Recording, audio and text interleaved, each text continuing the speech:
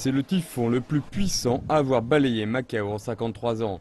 48 heures après avoir frappé le sud de la Chine, Macao, qui a été touché le plus fortement, tente de se rétablir. Le gouvernement local a essuyé une pluie de critiques pour son manque de préparation. S'ils vont tout couper, l'eau ou l'électricité, au moins qu'ils nous disent en avance ce qui va se passer. Ne les coupez pas, on n'a aucune idée de ce qui va se passer, c'est très mauvais. En particulier pour cette ville, avec sa forte croissance économique, il y a tellement d'argent. On devrait pouvoir faire quelque chose de mieux que ça. Les drapeaux ont été mis en berne. La ville pleure les victimes de ce terrible typhon. Le dirigeant de Macao a publié une excuse publique après que son gouvernement a subi de virulentes critiques, tandis que le chef du bureau de météorologie a démissionné.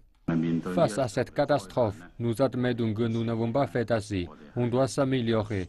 Je représente ici le gouvernement de Macao pour exprimer nos excuses aux habitants. Le gouvernement local tente de restaurer l'ordre dans cette ville de 600 000 habitants. La situation est grave. Certains habitants doivent faire la queue pour avoir de l'eau potable provenant d'une bouche d'incendie.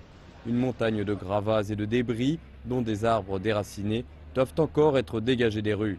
Les soldats de l'armée populaire de libération venant de la garnison de Macao participent activement aux efforts de secours.